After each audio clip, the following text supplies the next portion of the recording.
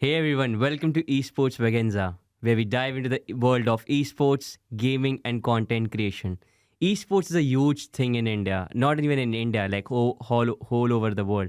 And here I've got my friend of mine, Igor, who is from some other part of the country, and we both will be talking about gaming, esports, and some other topics as a whole. So, hi, my friend Igor, how are you?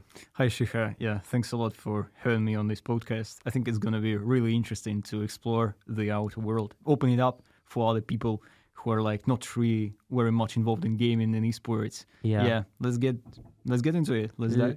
Like, as you can just see it from the logo as well, esports begins. I don't know how I just thought about this name of the podcast. It's very niche, I guess, because esports obviously comes from the word esports, and veganza comes from the words extravaganza, which sort of means some kind of an entertainment kind of thing. And like esports gaming has always been about entertainment factor only, right? And that's why I just decided this name with it. But there are many topics on which we'll be talking about as a whole. Firstly, I want to know your perspective as well when it comes to gaming, and then we might delve into some what are the types of gaming, right? And then some parts of esports as well, because obviously we both know what esports is all about, but for our audience who are not that much aware about this thing as a whole, even if there are so many things happening whole over the world, but still it's good if we can start from the a basic thing, right? And then we might delve into something related to comparing it with sports, because obviously even if we shouldn't compare that, but still there is a bit of spiciness when you compare esports with sports, right? So yeah, firstly, Igor, I just wanted to ask you, what is gaming for you, if you want to define it in just one word? Yeah, I think it's inspiration purely. And this for, as you mentioned, for example, as for esports, well, obviously it's kind of in the full name, I think it goes electronic sports, obviously, right? But, well, if it was for maybe entertainment sport or entertaining sports, I think it's going to be also true. You know what I mean? Yeah. So it's purely entertainment, and what you really, every time you are being involved in it, you are really, I don't even know. It's just fun and adventure, yeah. But it's whenever, whenever you think about esports, firstly we think about gaming, right? Because obviously nobody thinks that I want to work in an esports industry, or I want to be an esports athlete, right? You always start with the basic thing, and it's just not you don't have any motive of doing it, right? You just play it for fun, right? So I just wanted to know about your journey as a whole, from which country are you, and what gaming is for you, and how you started all those things. Yeah, pretty much I would say that esports is closely connected to gaming. So esports maybe even starts for every single person as soon as he or she opens his mobile phone or PC or any other device, just in general, you start to play, right? I myself, I'm originally from Russia, so basically that's how my route kind of went. Back in the days, I think in the beginning of the 21st century, what you easily get is just PCs that you kind of come to some kind of internet club. You just pay in order to get access to some different games. I do remember, as for gaming, I think the first very game which I played was called El Matador. That was quite legendary, I would say, because I think it's kind of, it obviously has some Spanish background, and might be the place takes, the action takes place in South America or somewhere there, and you're it's a solo player game. For those who don't know, solo player is you can sometimes play in multiplayer mode where you're competing as a team, or maybe there are other online players who are against you or with you, and in solo you're doing it on your own entirely. So I was playing it solo, but basically every time you come, you have to pay. You have to always you cannot easily, whenever you don't have your own device, you know what I mean? I think that's one of the topics we're going to cover as well. You cannot save the progress, and the progress really matters in esports, because that's something that you want to kind of extend, prolong, and all this stuff, right? I think there is always that adrenaline rush as well when you're playing any kind of game. It depends. it doesn't depend if you're playing against any other players who are there in any other parts of the world. Even if you're playing against a computer as well, right? You want to win that game, even if there is no reward for you for that. Like nobody's giving you any money to like win any game, right? But still there is some kind of an adrenaline rush whenever you are playing, and there is some kind of a motive as well, like behind that. I remember when like I started gaming. I don't even remember like how old I was, but like my father like gifted me some kind of a like console kind of a thing. It wasn't PS1, but it was something like a kind of a retro game in which Mario was there, Pac-Man was there, right? And it was so much fun to play, and I don't know, like I enjoyed every bit of it. And even though like I couldn't care like how I was playing, but the main thing which was important for me was the entertainment factor and the fun factor. Like that was the like that was the main thing, like why I used to play game.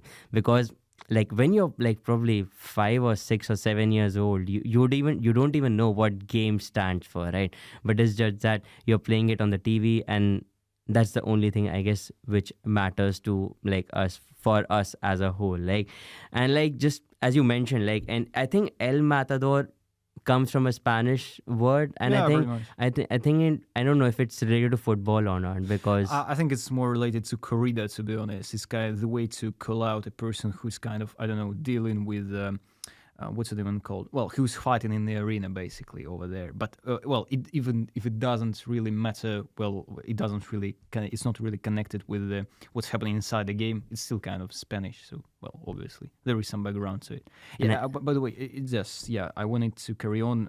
For example, like Russia in general, it was the very first country to recognize esports as like a regular discipline on the official level. And to be honest, well, I just recently found out it was the same day I was born. Basically, it was on the 25th of July. Yeah, so like if you are talking about having something in your DNA, you know. Oh my god. Yeah, that's an interesting perspective and looking at it. And as for Mario, as you said, I think that's really important that whatever the device you have, right, it doesn't really matter because usually you will have in your childhood, especially with your memories, you'll have games that are easily understandable, that are easy to enter. And well, basically in India you're playing Mario, in Russia you're playing Mario, and you both understand Mario. Exactly. That's the best part of it, probably. Exactly. Right? And even like you see, like coming back and extending it to the cultural influence, right? Yeah. It's also about the fact and the significance of it that basically people who didn't even play Mario, they still know the character, they still know how it all went. So I think that's a very interesting topic which you're talking about, because even if someone is not aware about the game but he still knows the name of the game, I think that says a lot.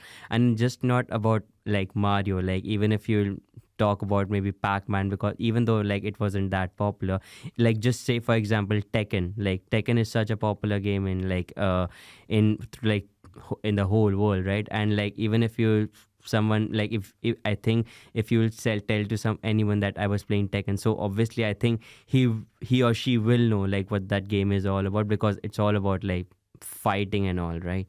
I remember like you mentioned the Mario thing, right? So it was like it's a I think it's way back, like when my father gifted me that thing only. I don't remember what it was, but it was like a shooting console, something like that. And we used to connect it with our TV, right? And it was always used to be like a shooting kind of thing. Like you see a peacock and you have to shoot it. Like, so it was kind of fun to play that game. I don't even remember the name of that game, but I just like, I'm going back to my childhood, to be honest, like what the kind of games I used to play and what kind of games right now are there in the present in the present world, right?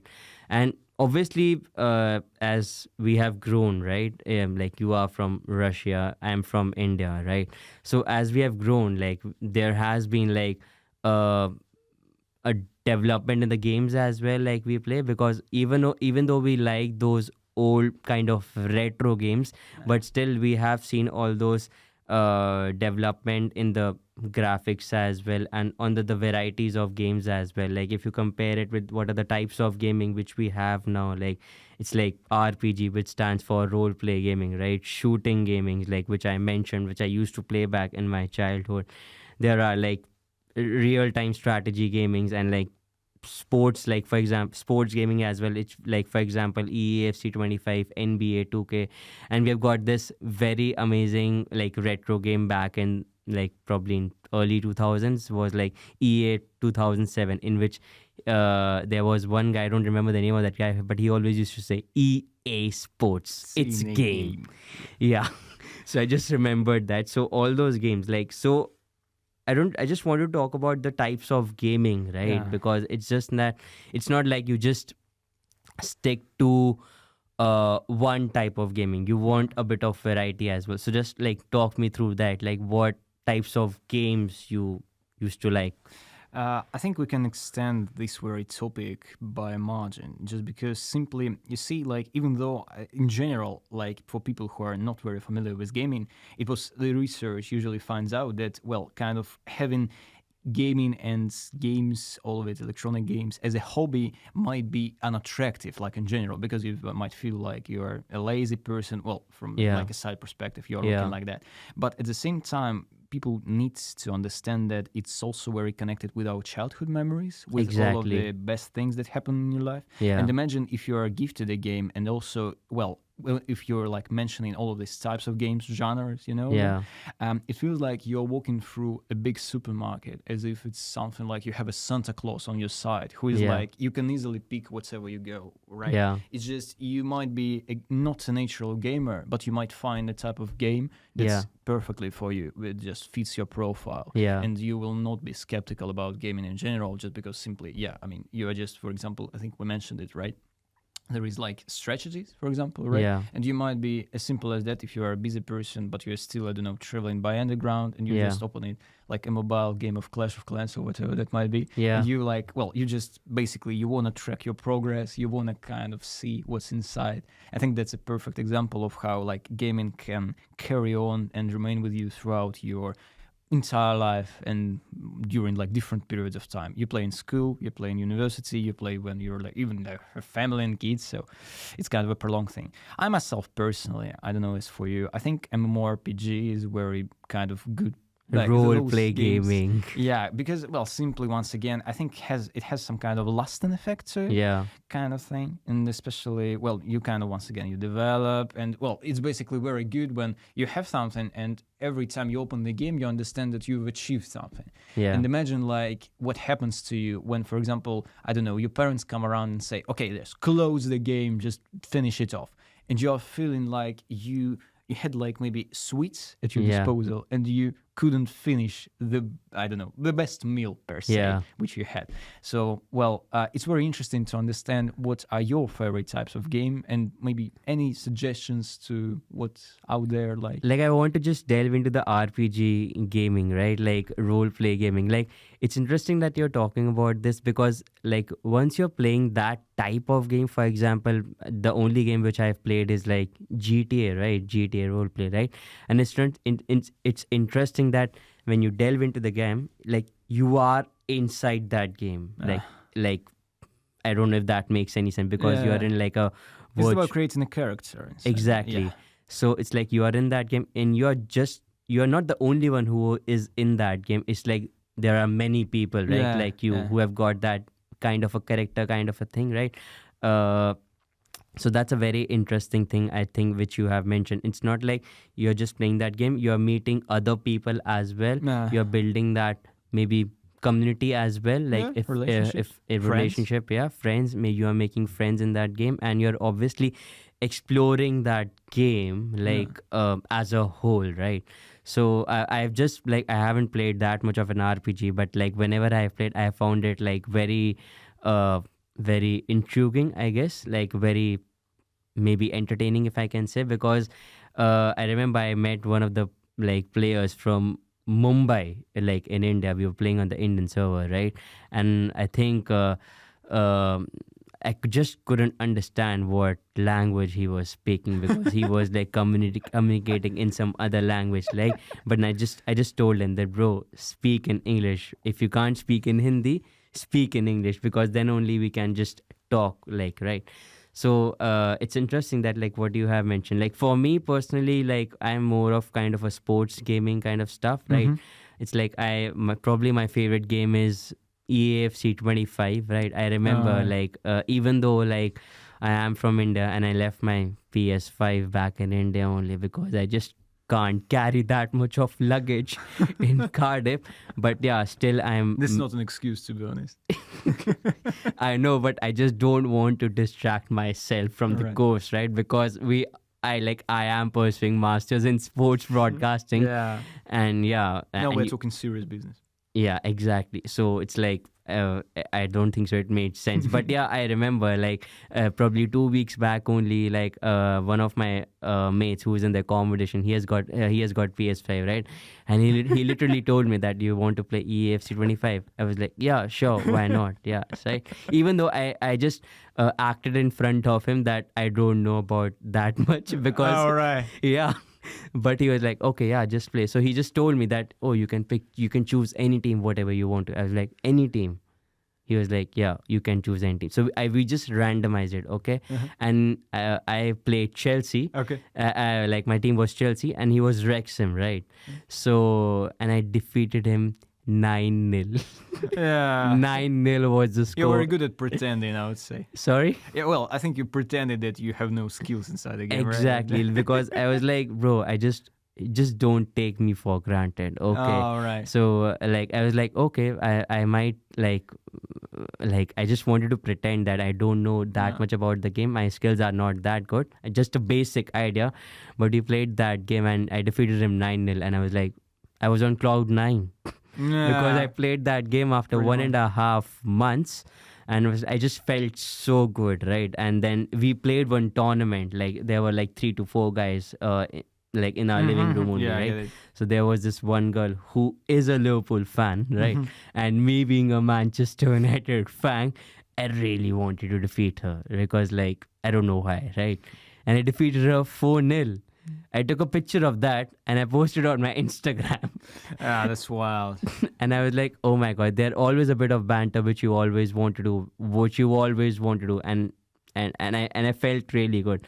There was a kind of a relief as well, which I felt like after playing EAFC, right? So yeah, those are like my kind of game which I like to play, and I'm kind of a mobile gamer as well because like back in our country, like earlier it was PUBG Mobile, but now it's Battlegrounds Mobile India, because there were some issues with with China when it comes to the gaming. So the game got banned twice, and I think it had a like major effect in our country when it comes to the eSports like growing thing, because it was growing massively. I'll be honest with you, like at one point of time the peak watching used to be around 300k on YouTube. So I think that's massive, like, and probably I think that was probably the time when the esports was growing in India, and I think that had a very like not a good effect on esports because the market got stopped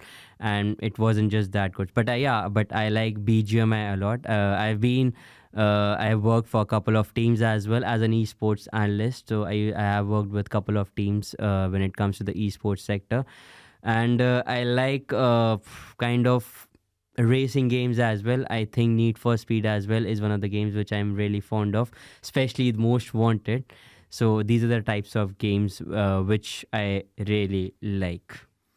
I would say, in general, if you are trying to understand and explain the popularity of gaming, you'll probably come to the point where, for example, in Russia, gaming is pretty popular because simply, for example, you have winter where, well, it's pretty cold outside and you cannot just go out and, well, you cannot enjoy the weather and what's like outside. Even though people are still like hanging out, going out, well, you see, you can clearly highlight a reason for people just stay home and play games, because it's simply the way to get into the worlds which you just can easily create and access. Like imagine, well, obviously one of my favorite games, even back in the days and right now, is Counter-Strike. Yeah. And like imagine sitting in winter Russia and playing on some maps which are clearly located in somewhere in Morocco or something like that, like Dust 2, which is pretty significant and popular.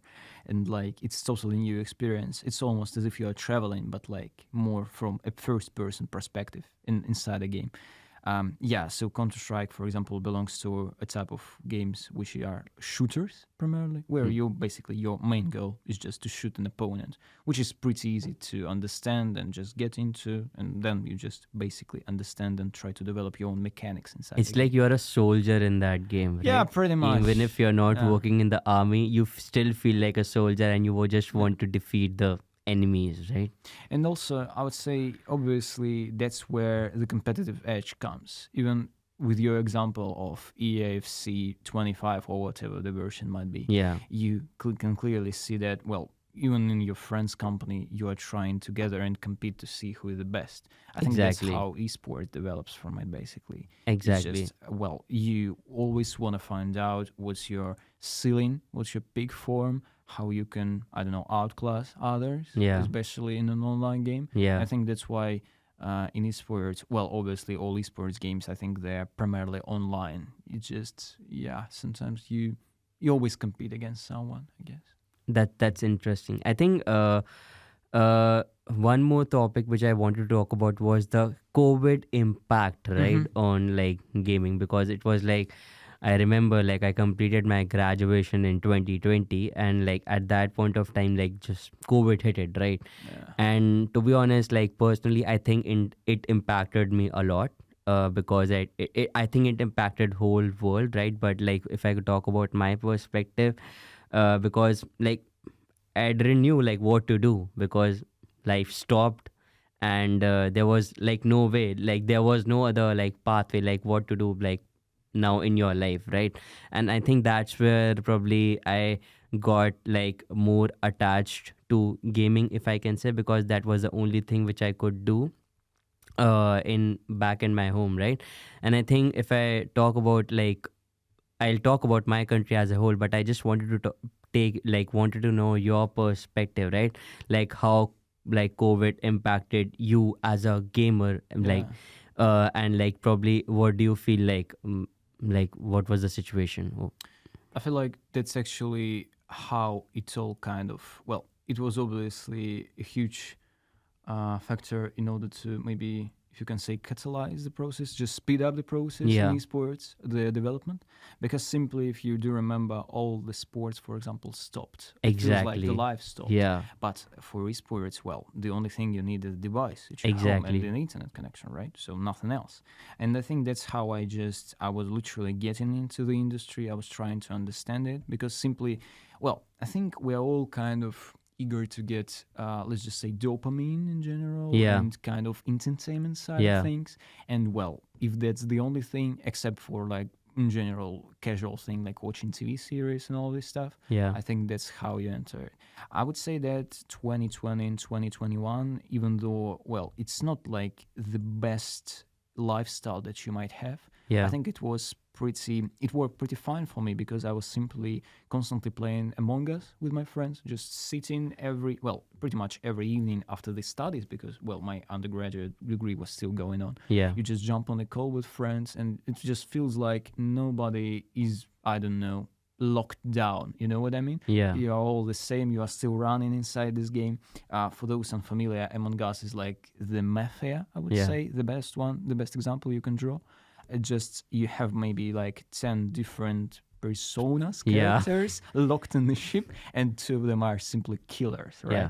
And basically you have to imposters. Imposters, they're called. And you have to find out how, and who is actually the killer, who is like, ruining the entire thing. It's interesting, like even like I have played that game Among Us, like, but it was such a amazing casual game, if I can say, even if there is no competitive edge to it, but it was designed, or maybe it was developed in like such a way that you still feel like that you are doing something, even if you are just lying when you're having that meeting, when you're used to like buzz that, like press that button, and there used to be a meeting held in between your friends, and everyone used to like that where I was, and like they used to like just blame it on one person, right? And sometimes we used to get a bit intimidated, right? We used to get convinced, oh, maybe that person can be right. I'll vote that to this person, right? I'll give my vote to this person, right? So I think that's probably one of the like probably one of the interesting games which I have played like during the COVID time as well. And like my I think like I can pretty much relate it with you, because we used to have this group, and like somebody used to ask us like in the group, right, in the WhatsApp group, Among Us at 10 p.m. and whosoever used to reply first, like 10 people or like 8 people, bro, 2 hours are sorted. Yeah. And then you are just playing Among Us, and like just time flies.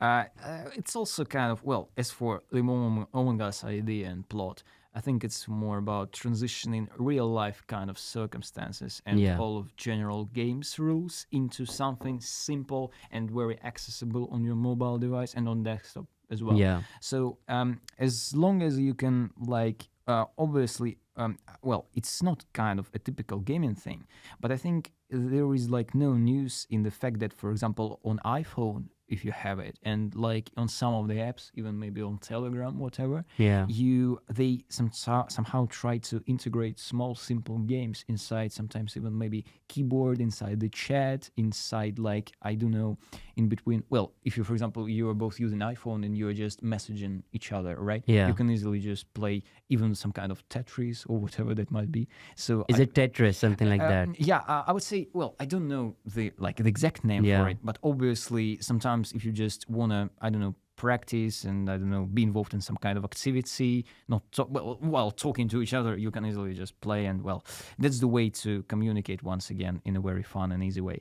Also, over here, I think it's very good to interconnect it, well, especially with COVID, for example, with pop culture influence, just in general, because I feel like at some point, well, we obviously have kind of an example that there was even like a virtual concert in Fortnite, right? Yeah, by Travis Scott. Yeah, and I think it also kind of signifies why we are recording this podcast today, simply because, well, I've just researched, and the revenue for the entire industry, well, it's already over $1 billion, which is huge, and it's still growing and growing. There are more people being involved, and in all parts of the world, by all means. Like, and just adding to this, like it has been estimated that by 2032, the industry will like go, like it will grow until like 10 billion, something like that. So I think it's massive, even if like it's a very niche industry, and even if we are like sitting in UK, right, like, and still people don't know about what esports is. Like we were just having a chat with Peter only, right, our lecturer, and we were like, we were just want to do one podcast. He was like, on which topic? We were like, esports. He was like, what is esports? And I'm like, oh my god, that's why we are doing this podcast. I think he asked this question in a very, with curiosity, to be honest. Because simply right now, even parents do understand that, well, it should be the fact that their children might be heavily involved with gaming thing. You just cannot get rid of it, because that's simply how world functions right now. So you either understand it yourself and you kind of develop your own opinion about it and the position, what you like, what you dislike, how you're gonna treat it in the future, or like you might be missing out on a very huge thing.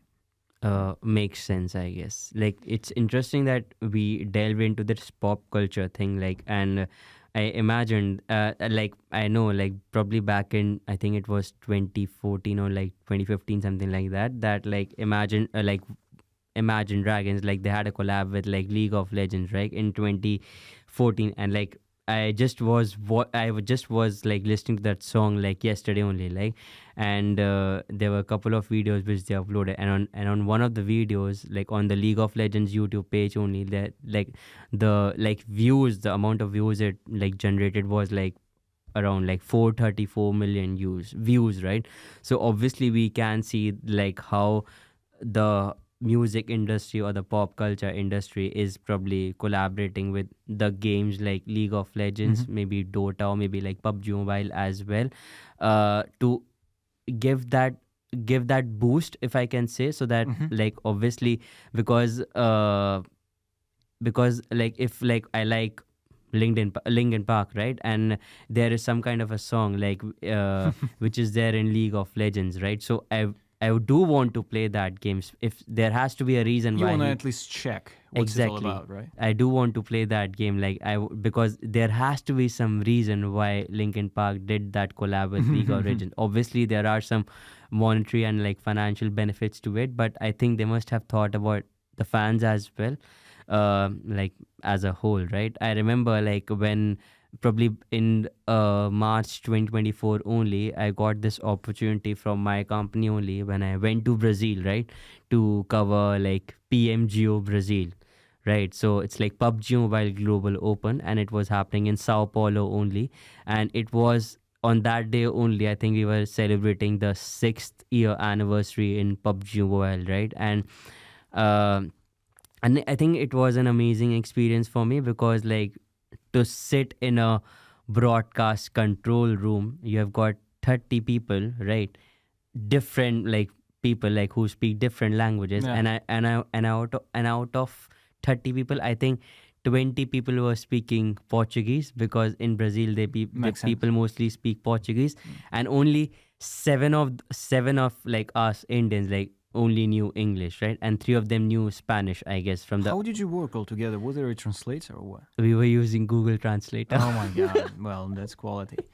Well, obviously, it's the best example how I think like gaming and esports just in general unite people, right, from different cultural backgrounds. If you gather in like in one place, right? Exactly.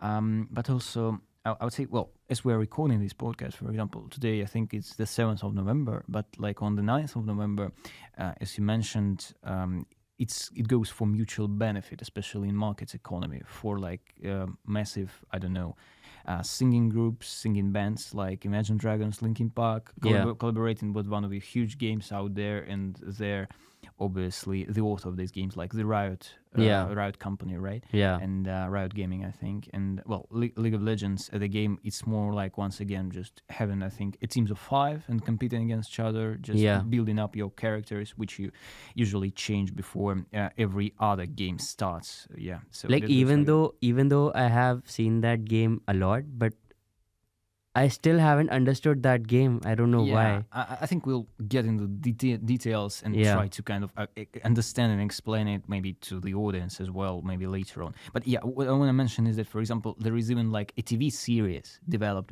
because of the characters. It's called Arcane, and it had massive success. The second season is coming out, as I said, on the 9th of November, for example. That's nice. Well, it's like long awaited, to be honest, even though it's totally cartoon-like, but also it has, I think, very huge popularity because simply some of the audience are familiar with the characters featured and united by one like story and plot inside of it, just because they were simply using them inside the game and they were like playing for them, you know what I mean? So it's how it's all intertwined. And also, well, obviously we have to bring some examples. HBO jumped on this hype train like last year. They produced, or maybe was it this year? They produced Last of Us, like the TV series.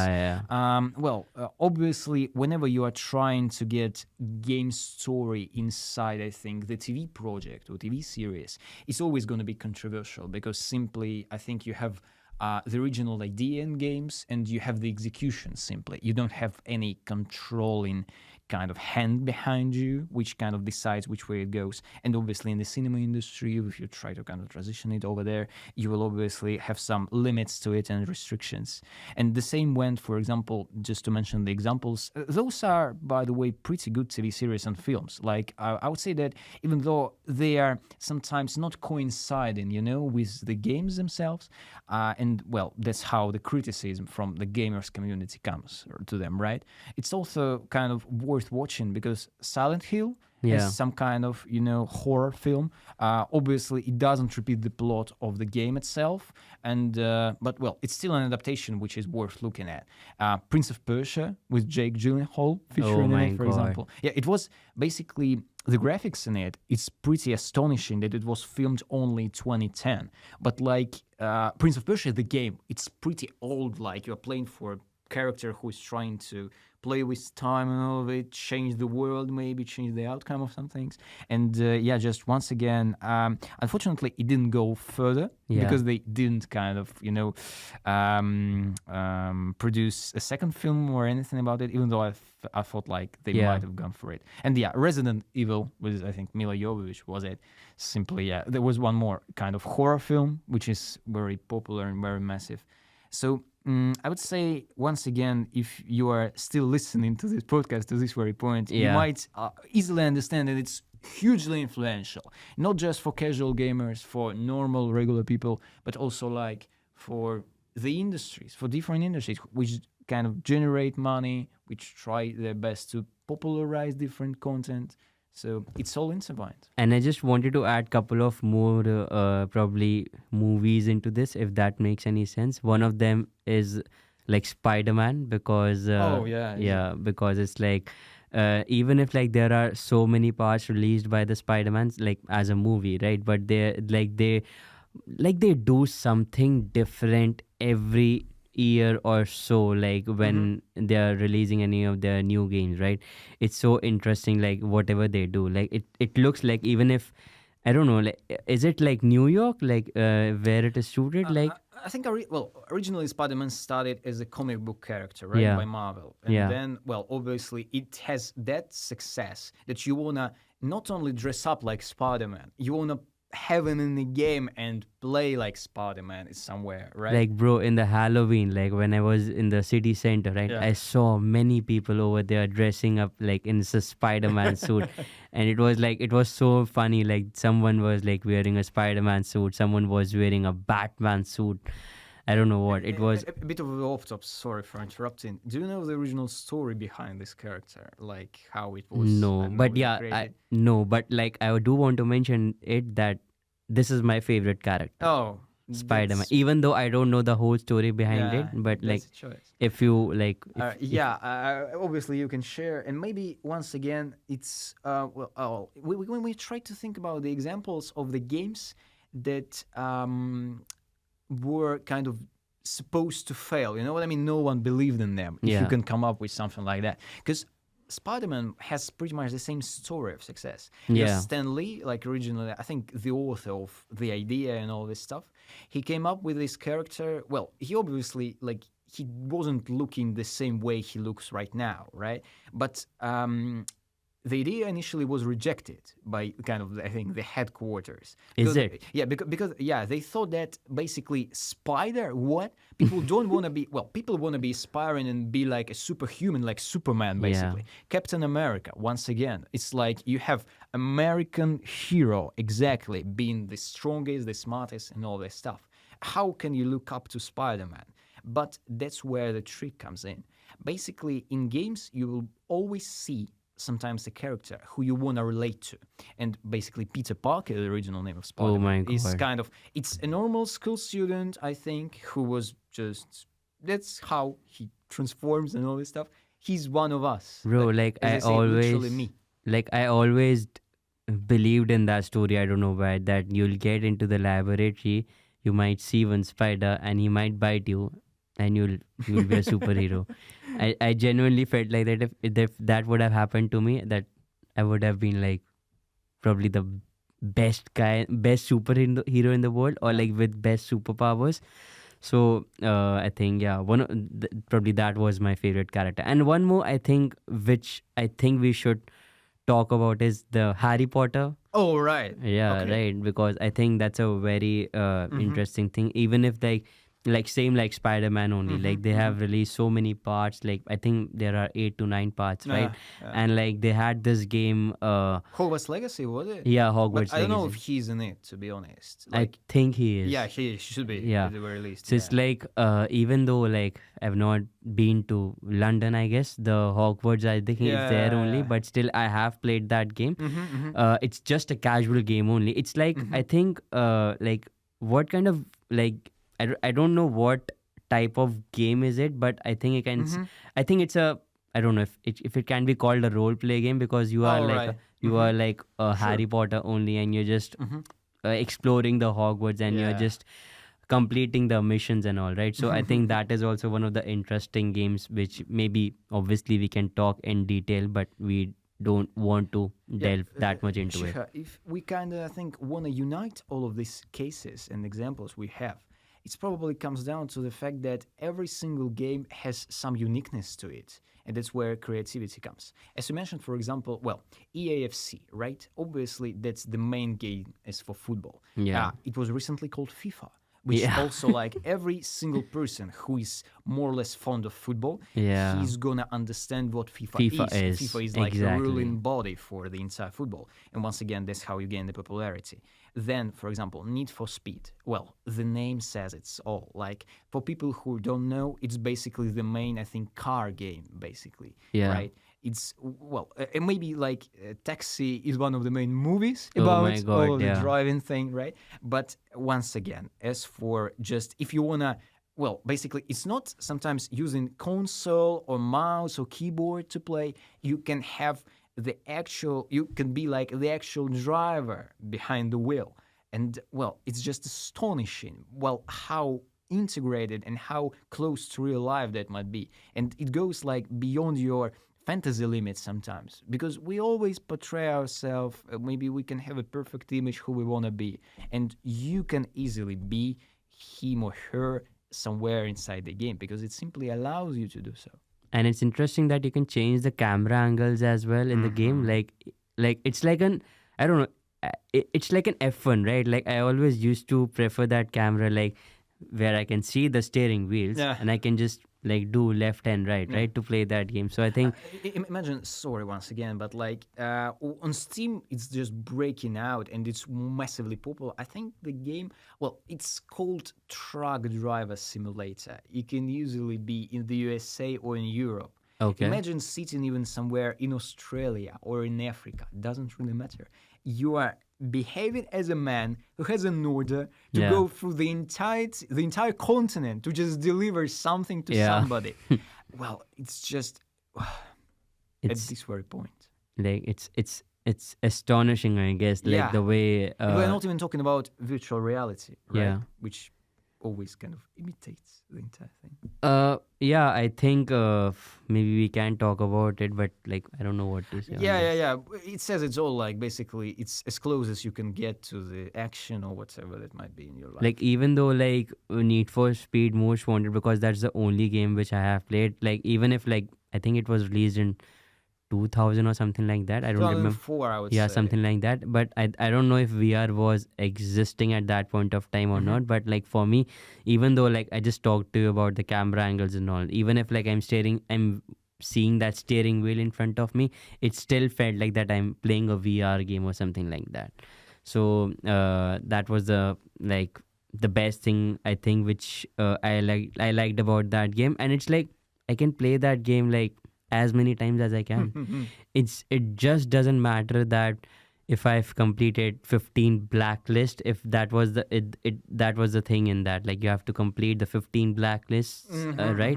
And then you some kind of assignment. And then when you're competing against the first blacklist, and then whole of the police is like just trying to catch you because you're the freaking most wanted. Yeah, most wanted. Yeah, you're the biggest gangster in the city, and like, and if you defeat all those police, and like you have got that car, the BMW car. I think if I'll find that picture, I'll definitely show it to you guys on the like we'll display it somewhere else or the other.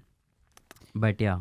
Do you think we should right now come to the topic where gaming becomes professional, and how it's actually all structured, how it all functions? In the sense that when you wanna just prove yourself and earn money for your living just by being a professional eSports person.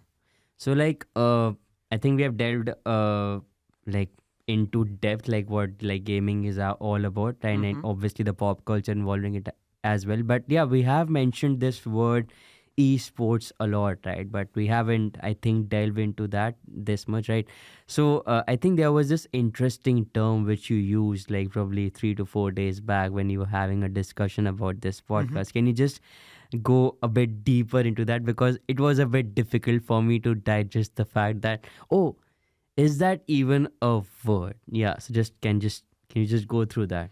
Yeah, the thing is that I think it happened this year. Well, obviously, as long as esports exists and has this massive popularity and audience, there will be some discussions, not just to limit it, but about what's its place in the entire sports kind of environment. You know? Yeah.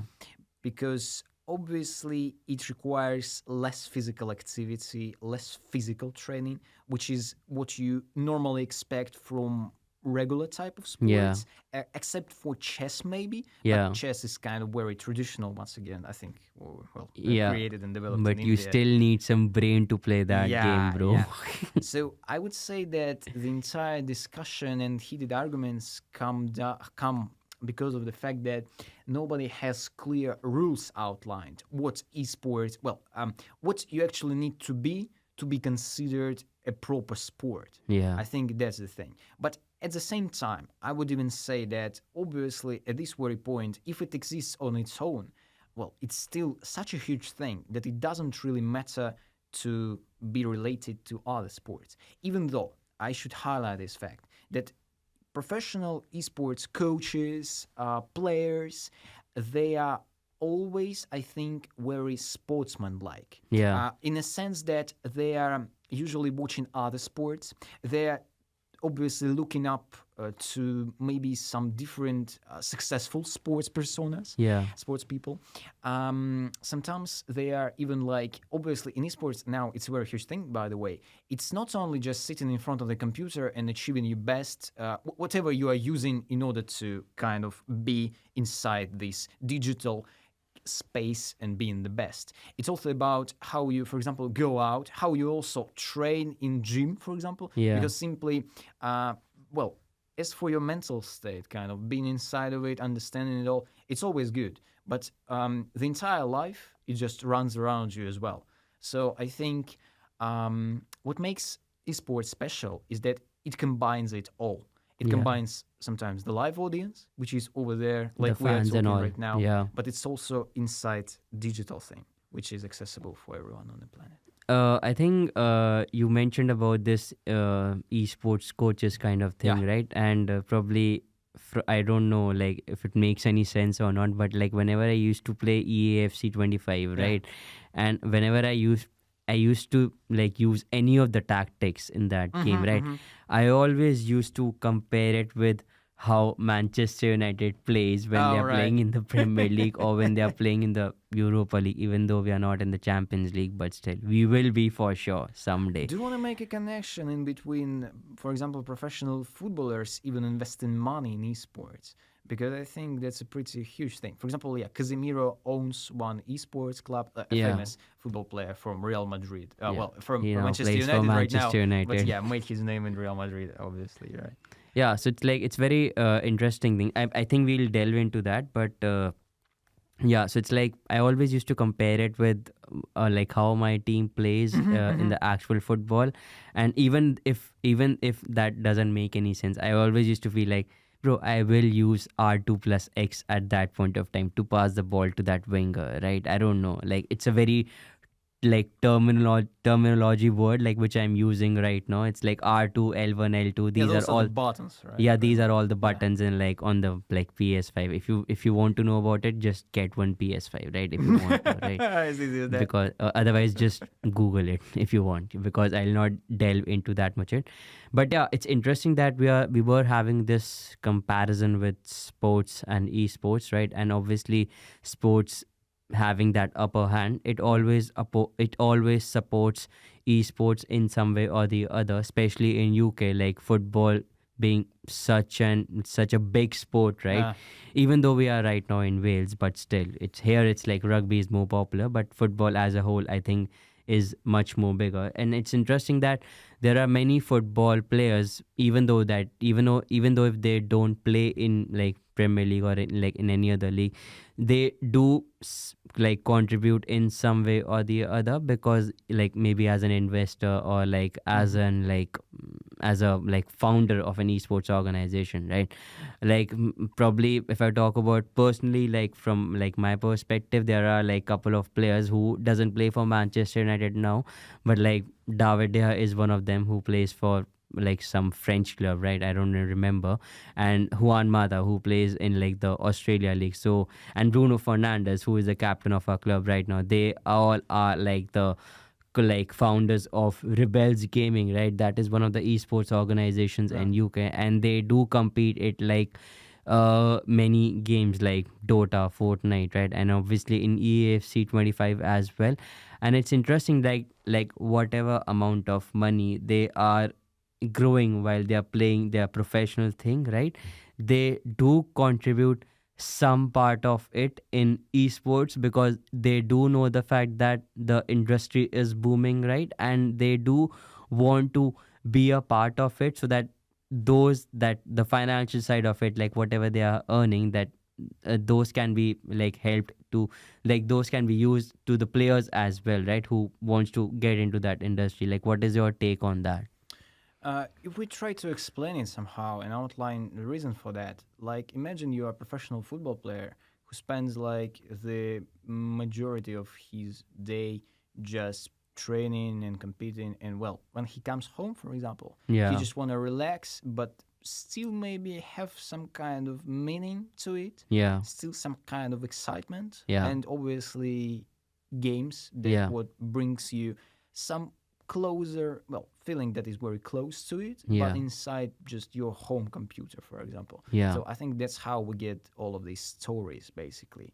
And obviously, I want to highlight a bit, for example, it's not only just players. For example, Wolverhampton Wanderers, they are owning an esports team. So they once again... Is that in China or like what? I'm not quite sure, because there are multiple disciplines in esports where they're present, to be honest. I think it's not just limited to one roster that we found.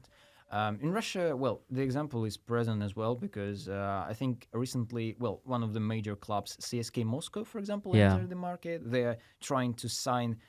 usually, you will not just like create a roster from scratch. You'll probably sign like a stack of players who are already kind of playing together, an already settled team, and you'll just get them under your banner. So it's pretty convenient, to be honest, because simply you're kind of,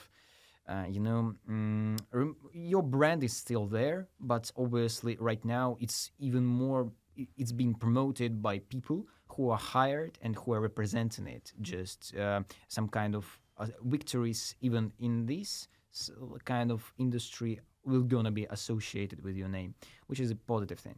Obviously, I think India is quite good at producing talents, I think so, and you might provide some examples to it, maybe just, well, obviously in different disciplines in esports. In Russia, I think, once again, as I said, I think that's the way to make a living, because simply if you might be successful, well, you're gonna be at the level where you can travel, and it's going to be all covered by the organizations. You're going to be, once again, very famous. You're going to earn something for a living, for your parents. You can easily support your own family just by doing it and being successful at it.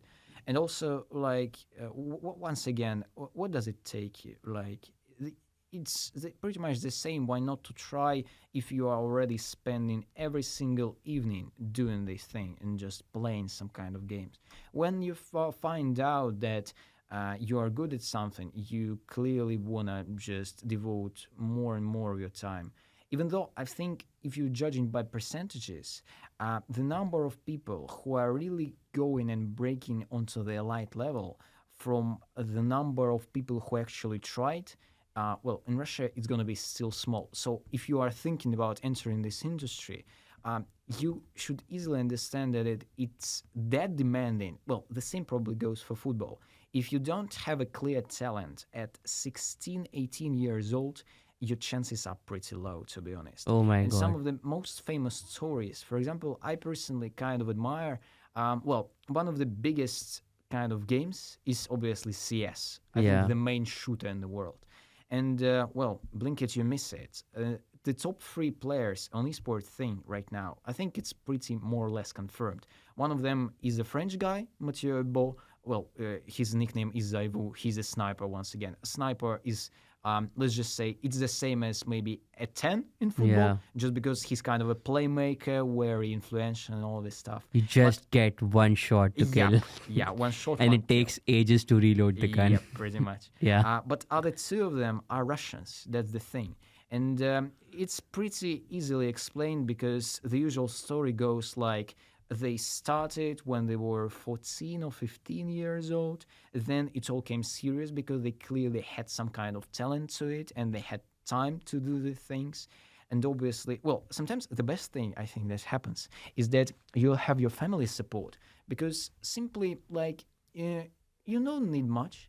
You need proper software, of course. That's an investment. But it's not like the biggest investment in terms of like, I don't even know, traveling somewhere, going. It's just you sitting in the, sometimes in the flat which you kind of live in with your parents, but just in next room and already earning a living by you doing that. And simply, well, all of these stories, I think they're united somehow because, well, the way it works in Russia sometimes, there are, for example, 2 brothers, let's just say, or sometimes there is like one guy, but still, he's going to be introduced to the entire thing. And obviously, because all of your schoolmates, their classmates, they're playing the game, well, everyone tries his hand at it. And that's how you clearly understand if you have something for it and if you can go far and really achieve something. It's like always the skill level comes into play, right? Even if you are playing it casually, right? There always used to be a skill, right? Yeah, you are playing it casually, but you really need to be good at it because if you want to compete against the whole world, always want to win. Nobody wants to lose. So obviously there's a lot of hard work which comes into it, right? You did mention that it's still developing in Russia, but I still just wanted to state one fact, right? That Russia is probably the 3rd most country after USA and China who has earned massive amount of money when it comes to esports. It's like around, I think it's like the numbers like around $22 million, something like that. So I think it's a lot, it's huge, and especially like that's where I think Russian Esports Federation comes into it, because I think they were the first country who basically recognized esports in officially, right? And I remember like this in our country, like it happened like probably last year only when the India recognized esports, and what they did was like esports comes under sports only, right? You just can't differentiate between the two things, although it's a very interesting topic to talk about. But that's what happened in our country. But like as per you, right, that's where in your country Russian Esports Federation comes into play, and that's why they are taking so many steps. I remember like I was reading it yesterday only that they have like around 113 regional organizations in Russia, something like that, and it's like a grassroots level, right? You always start from the base, right? You just don't pick top-notch players, right? Even if you are picking those top-notch players, you still want to think further ahead, because even if you want to make a career in esports, it's not that a huge career, right? It's like it just lasts for like I think 6-7 years max, because 6-7 years I think it can be like 8-9 years max, on a because proper light level, even if you start, you mentioned couple of gamers like who started at like around 14 or 15, right? By the time they come to 20, like they've got 6 years of experience, like six years of like basic training, right? Even if it's casual, like they know in depth about the game, right? So by the time they reach 20, then they get hired by some esports organization if they get lucky and if they are that good, right? And then they probably play till like 26, 27, and if they feel like that they are good enough to compete at like probably when they are around 30s, because like you are becoming a bit older, but I think your reflexes also become a bit slower, because like because I feel like that if you are younger, it's easy for you to Yeah, get your reaction all those time is much exactly more get sharp. all those things in your head quickly, like, but when you become a bit older, right, your Yeah. reaction becomes a bit slow, and your game awareness as well, when it comes to when you're playing any game, Yeah. right, suppose CS2 only, right, Yeah. when you're playing any game, it becomes a bit more slower. So I Yeah. think that uh like career factor as well, Yeah. which needs to be taken into consideration, because esports career lasts for like what I have seen, like in India, when like one of the players got retired like around like probably a week back only. He was like 28 years old, Yeah. And and he's already a coach, by the way, at this age. He might be one, I yeah, think. he might want to become a coach, Yeah. right? Yeah, I mean that can be a good thing, like if he wants to like train at the grassroots level, right? So I think like as I mentioned earlier as well, like Russia, like they've got this 113 regional esports organizations. So they are doing, I think, many things at the grassroots level as well. And I think that's very important, because like if you start from a grassroots level, right, you train all those athletes, you like obviously you just can't force anyone to play any game. It always depends on their choice as well, like, and obviously there needs to be a competitive thing as well into that game. So yeah, is there anything else? Yeah. I think one of the things that we might also bring out is that some of the games, they are kind of, you don't have to pay for them. They're free to play, Yeah. basically. So that's how you get, like, this is how the things becomes really popular and massive in terms of the size and just the scale of players from different countries coming all together. Also, I think it kind of helps because some of the games, they are sometimes pretty similar to each other. For Yeah. example, if you are a good CS player, one of the huge games, you can easily transition to Valorant, which is a Riot Oh. game, one more. And yeah, once again, they're that similar basically. So that simply it's once again they are fighting for the same audience. I think that's a very good peculiarity. It feels like we are now reaching a point of events actually, and how it's all kind of organized in terms of the system itself. As for Russia, obviously, like only I think last year Russia held, well, it was in the city of Kazan. Russia held Games of the Future. It Okay. was called like that. Well, in general, by the kind of the description, I think it was some kind of digital. It was called. So there were many digital games. Some Oh. of them were more like normal sports. I think Russia are still kind of trying to understand what's it all about. And I won't say it was very like it wasn't one of the top events of the entire year, to be honest. But it just feels like there is a clear interest going on, for example, from the state probably into the entire industry.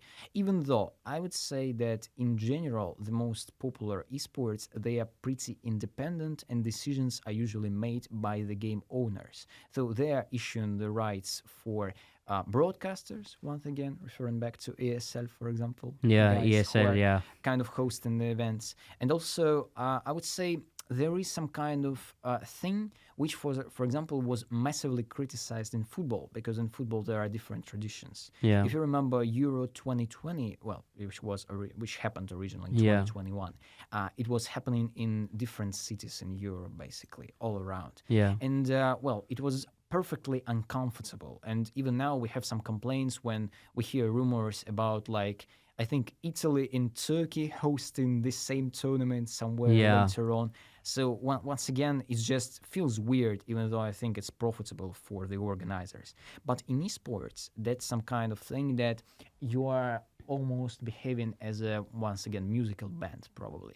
Because simply it's perfectly normal to host one tournament with a big prize pool somewhere in Asia, then go to the US.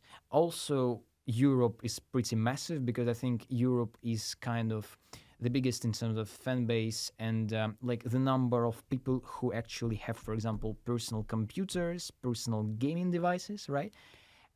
So, but once again, like esports is a very global phenomenon Yeah. in itself. And I want to ask you about how it was in India. How do you actually, well, does it help you to feel integrated into the world, right? And what was happening in India, what you can share with us in terms of... like general as a whole, like during this time as for well? esports events, as in general, your esports I think experience. I think like in India, like probably being a part of this industry from like last 2.5 years, and like what I have observed is that PC gaming is like it's not that popular in India because like everybody can't afford a PC, and I think that's absolutely fine. Obviously, nobody it's not necessary to have a PC like at every home, right? So that's where I think Sorry, I'm very curious about the fact that how do you feel if there was a chance to have personal PCs, like if you could afford it, will people still spend money on it? My question comes from the fact that personal PCs, they sometimes are, let's just say, the heat comes in, and it's not very the heat like as the weather, for example, when it's boiling hot in the country, it's not very good for PCs to function, I think. So how do you feel about it? Yeah, I think that's a very interesting topic because obviously in our country the weather is like humid, right? And like obviously like even if like let's just take for example like everybody has got a PC at their home, like every home, right? Like I don't even know the population of my country because it's like it's massive, right? But it's like every other home has a PC, right? And then I think that can be a case, but I think there needs to be a bit of interest as well from the players if they want to play that game or not, because I think, and that's where mobile game comes into play because that's I think that is very much popular in our country, and PC games was like a while, but like there were some things which happened in our country because a hacker was like caught. He was actually hacking in an ESL tournament only, right?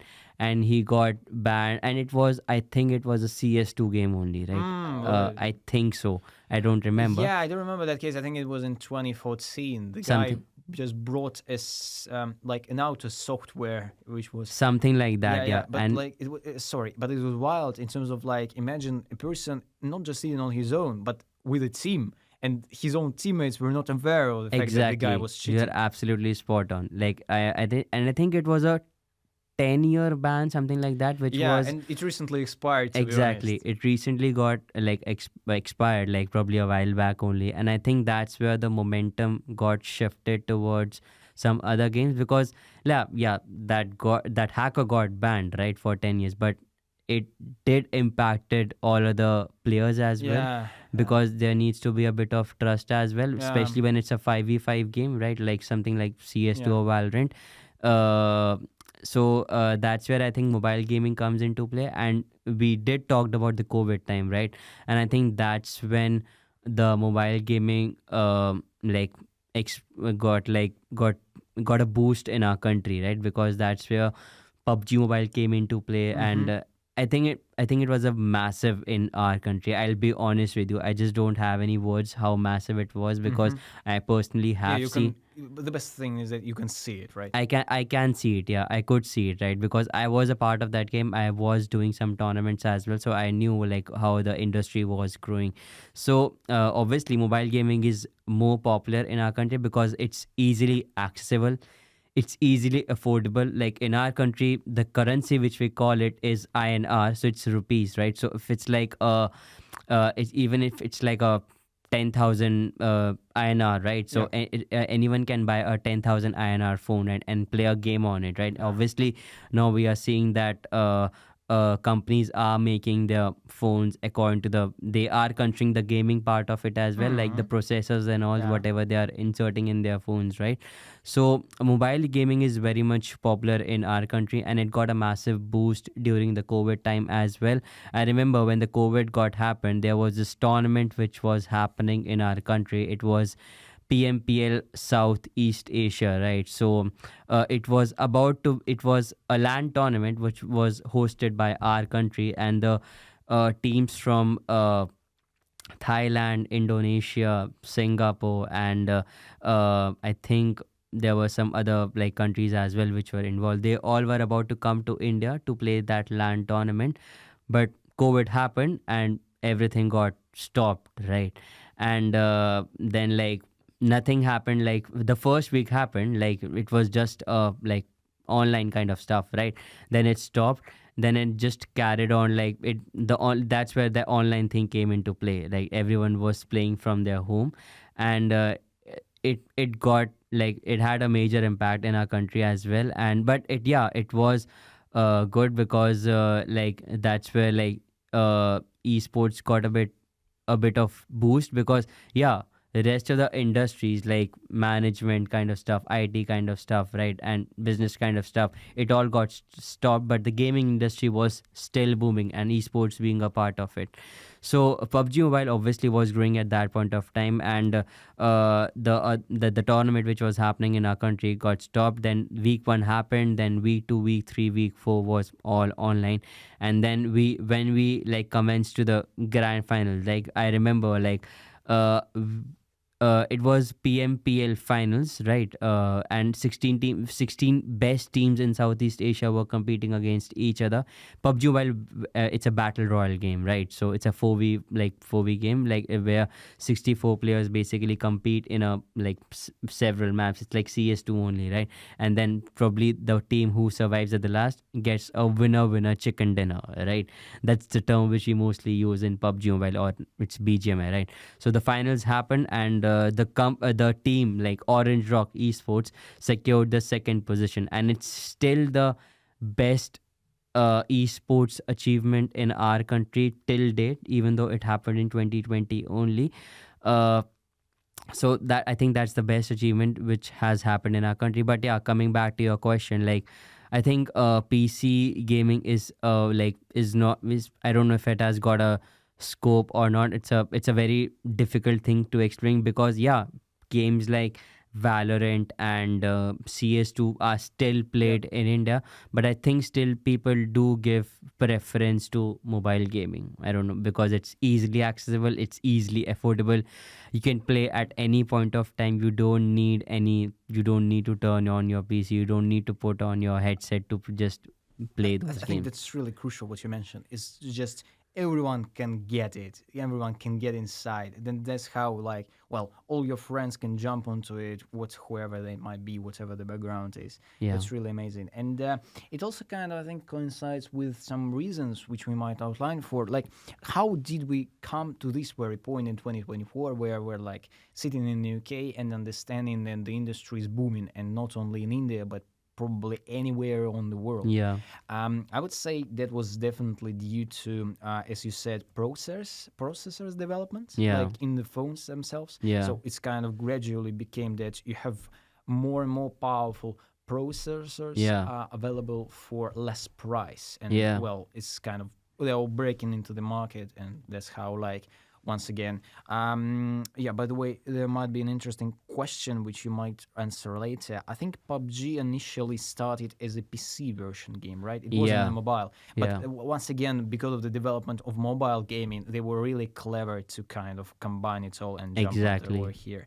And also, like, as for PC gaming, obviously, like, if you even measure, well, obviously, we will talk about it later. For example, one of the biggest companies, one of the most, if you just take into account 10 most profitable companies in the world by revenue or whatever that might be, benefits earned, certainly you have some oil companies like Saudi Aramco, for example. But Saudi, which one? Saudi Aramco. Those are, like, I think, state-owned in Saudi Arabia. This is a company which kind of, it deals with all the oil they get, obviously. Their primary task is like that. But at the same time, the thing is that NVIDIA and Intel, even though Intel, I think right now, are quite on the brink of bankruptcy, to be honest, they will still be there. And that's, once again, shows the interest of people for just getting into this digital space, having proper software which allows you to enter all of these worlds, all of these kind of things that you can, once again, we started our podcast kind of talking about Mario. And imagine, like, if you were to develop a Mario game in 2024, once again, you can create every type of graphic you want. You can, it's just such an upgrade. It's like miles ahead compared with what we saw in our childhood. And, it's once again, I think we're very lucky. in terms of we're not only like passionate about esports and gaming in general, but we also saw the entire way of it. Yeah. We understand it because that's kind of our generation. Exactly. And, that's what we dealt with. I wanted to ask you a question. Yeah. Once again, I was right now talking about how it all got popular and what memes kind of facilitated it, you know?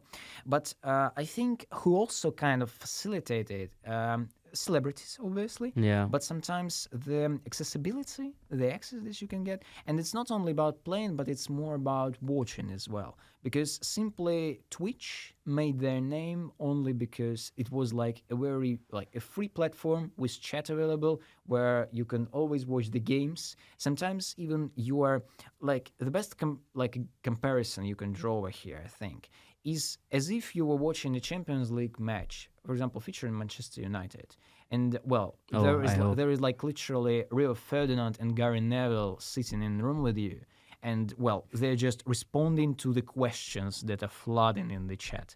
Imagine that. And that's a pretty regular thing. Like the closeness, the way you are kind of very close to all of the supporters, the way you as a community kind of engage and interact with each other. I think esports and all of the people who are content creators in this kind of field, well, I think it's on the level which sports can only dream of. Yeah. I think that's where fan engagement comes into play because as you mentioned, the Twitch thing, right? Like, I think that's where fan engagement comes into play, and that's where fan wants to get involved in it because it's just that, like, obviously I'll talk about from a fan perspective only. I'm just not watching any esports tournament because I just want to watch it. I want to be a part of it as well, like, and how can I be a part of it? It's your responsibility, right? Engage me with some polls.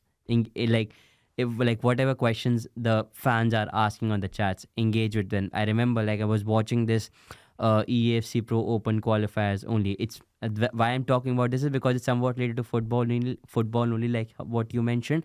So they always used to have this one section where they used to get questions from the fans, like who were on the Twitch stream. So you always used to type something like, what kind of a tactics I can use if I'm playing against something like this player, right? And the analysts used to answer at that point of time only. You can use a 4-2-3-1 formation. You can use something XYZ, right? So I think that's where the fan engagement comes into play because it's all about the connectivity. Like you don't want to be in that situation that you're leaving all those questions behind and you're just focusing on your broadcast, because ultimately, why do you play sports? Why do you play esports? It's for entertainment. It's for fans, right? Yeah. And I think that's where companies like maybe Twitch, because it's a free platform. You can broadcast from anywhere around the world and it's easily accessible, and as well same goes with YouTube as well in our country.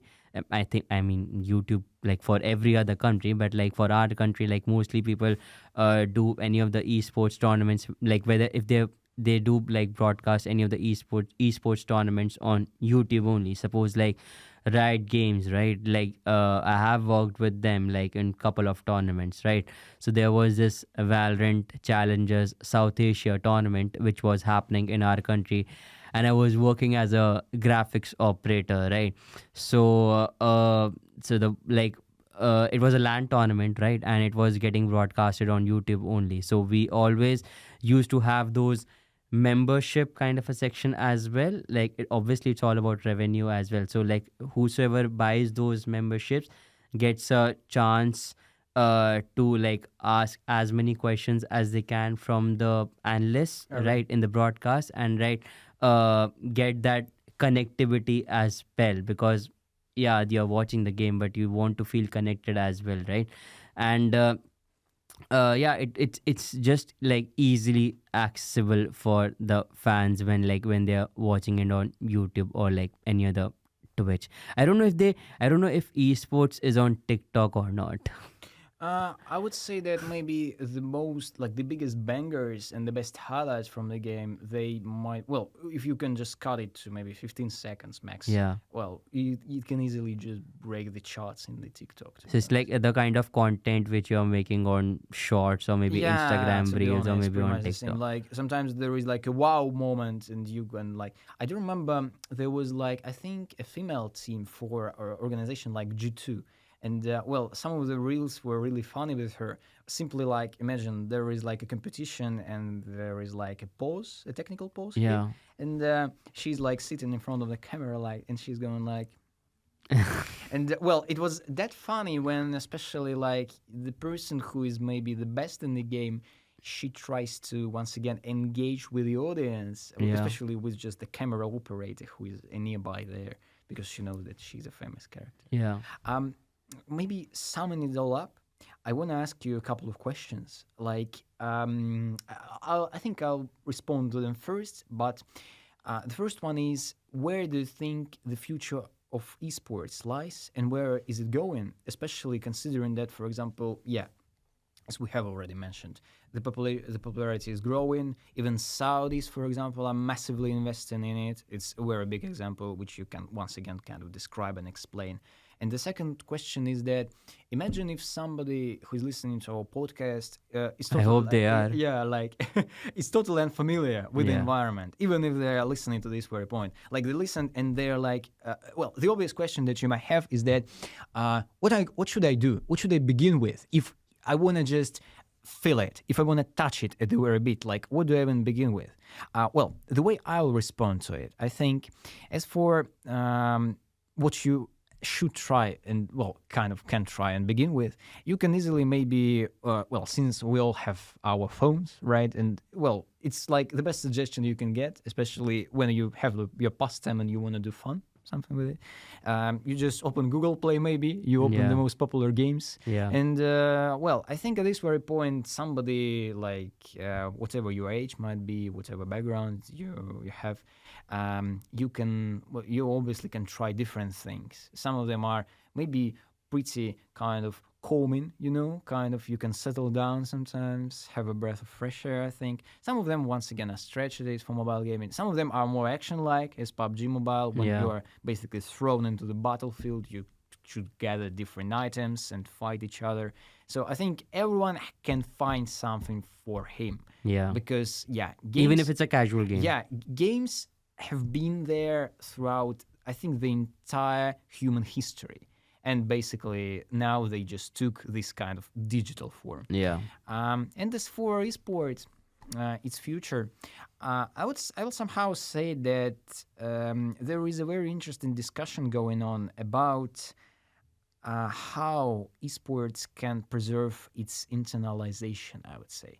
Because simply right now, I think it still hasn't reached its limits in terms of just gaining the maximum profits, benefits. Yeah. But at the same time, the formula is pretty clear over there. So, like, the bar is not only raised, but, well, they're certainly, like, keeping it at a very high level.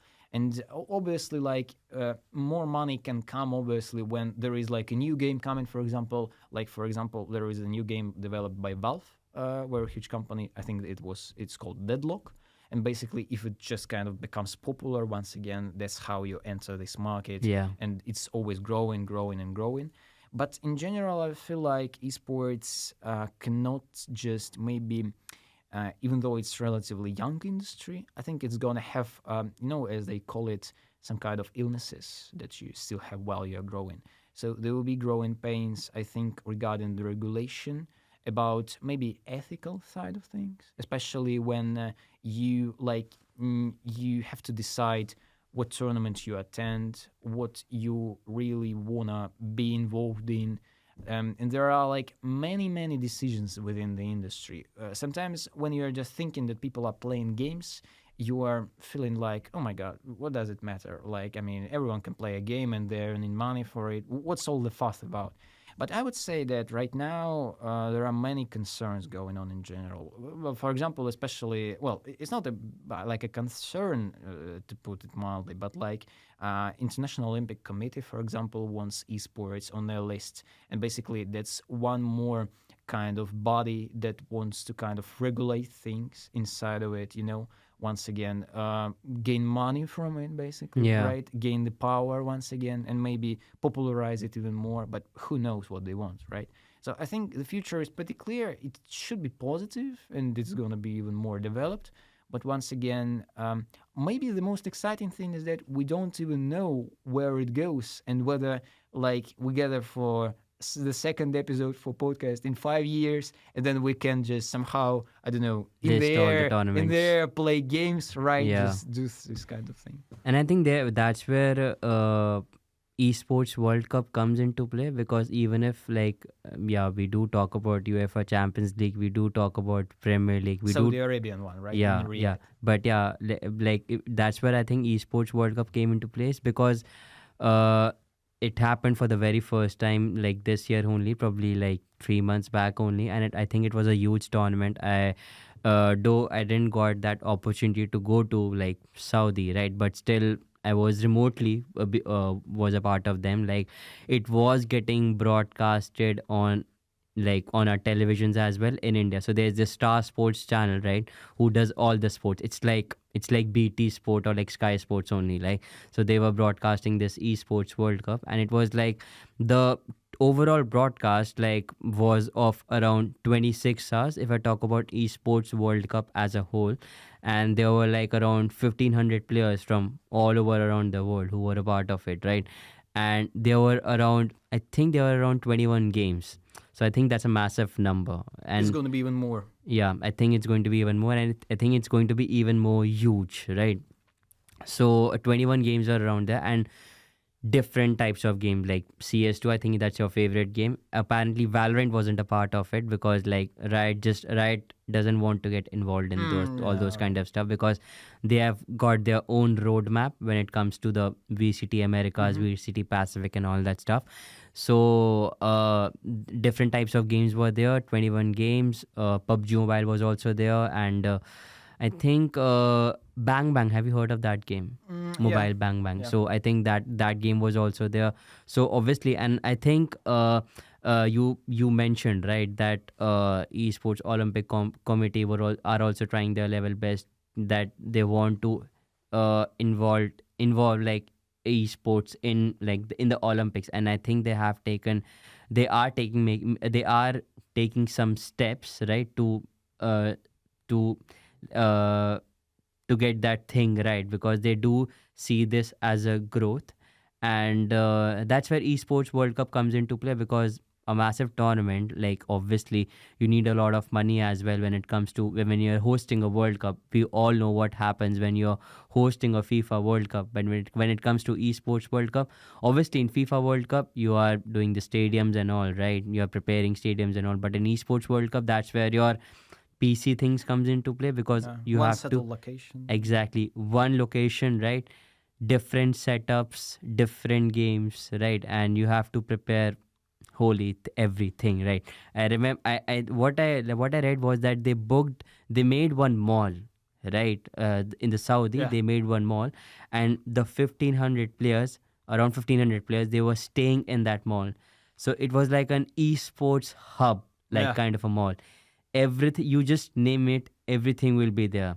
From shopping complex, gym, training sessions, name any PC, whatever. Just live and play. Sorry? Just live and play. Just eat, sleep, repeat, and play. That's it. That was it. And everything was there. And the opening ceremony which they did was amazing. Bro, I'm telling you, I don't know if you're aware about this or not, but when they hosted this, when they made this announcement, Cristiano Ronaldo was the one who was a part of that ceremony, right? He was the one who basically announced that trophy. And I think that's a big move. I think that's a clever move from Saudis, right? Because Ronaldo joined Al Nassr, I think at that point, probably 1 year back only. And obviously they saw that obviously if Ronaldo is joining some league, right, you are going to get that exposure, you are going to get that revenue, you are going to get that financial backup. And obviously we know Saudis, they don't have like like I can say like in terms of money, like they've got a lot of money. Like there's no, you just name it, they'll do it, right? I feel like if we summarize it, to be honest, compared to how much they invested in it, Yeah, and even once again, like compared to football salaries or something like that, yeah, and the amount of attention that you get from it, it's just the value for money is amazing. yeah. It's literally amazing. So they got Ronaldo in that like trophy ceremony and all, right? They obviously announced all those things, and it got a massive boost, right? And I think it was a big thing which they did, because it's just that taking that one step, and if you take that one step, then obviously they're already planning to for the esports world cup in 2025, and it just got ended last probably 2 months back only, so they're already preparing it for something bigger in the next year. And the esports I think it's International Esports Federation tournament, which is happening like in Riyadh right now, right? It's the 16th edition. So it's funny, like all those happenings, all those tournaments are happening in UAE only, because they do feel like, because obviously they also know that the amount of money they can invest in this industry, and Saudis already want to make that thing, make their country a gaming hub as a whole, if that makes any sense. Yeah, I think, well, it was my pleasure, just in general, discussing it all. And like, I mean, it's mind blowing. Yeah. It's literally mind blowing in terms of the size and in terms of what to expect out and looking forward to in the future. And I think I haven't mentioned that we didn't mention this in the podcast, but I think that's where societies like Cardiff Met Esports Society comes into play, because they have got this massive society in our university only, who does something or the other for like gaming in general. Like I saw like they every week they announce something like a gaming tournament, something like that, in the cafes, and people do go over there and play some games. And obviously esports, because we are in Wales, so like there's this esports Wales organizations as well, who is getting a lot of backup from sponsors. And I did saw that they have got some sponsorship, and they are they I think they're thinking of like making their jerseys as well. And I think British esports organization, something like that, they these things comes into play when they want to give that massive boost to esports in UK, because even if like we are in UK right now, but still it's a very niche industry. All the, like, you won't believe, bro, like there are so many events happening in London. Like there is this EAFC Pro 25 which happened in London. There is this PMGC tournament which will be happening in London probably next month or so. But still it still feels like that the industry is growing, but it's growing in a very slow rate, if that makes any sense. Yeah, pretty much. And also, well, this growth in the UK, it also highlights the trend which we mentioned in Russia, in India, in Saudi Arabia, in Europe in general. Yeah. Well, it's once again, it's booming. Yeah. Like it's only the upwards trajectory. Yeah. And probably nothing can stop it. And it's just not becoming an esports athlete. There are many other things as well. Like it's just, you just can't stick to, okay, like if you can't be an athlete, you can be a broadcaster, you can be a graphics operator, you can be a replay operator, you can be an analyst, you can be a commentator. So there are, you just can't restrict to one career The industry path. produces so many job vacancies. Right? Exactly. And you can maybe, like, if you have got like so many, if you have got good ideas, like if you want to develop any of the games, you can be a part of, you can do something in that as well. So yeah, I think it was a pleasure to have you, Igor. I think the audience must have enjoyed this podcast. Even it was a long podcast, I think I hope they must have like enjoyed it, and I hope they get something out of it. Even if the audience can get 1% out of it, that would mean a lot to me. And thank you so much, Igor. Yeah, thanks a lot for hosting this. Cheers.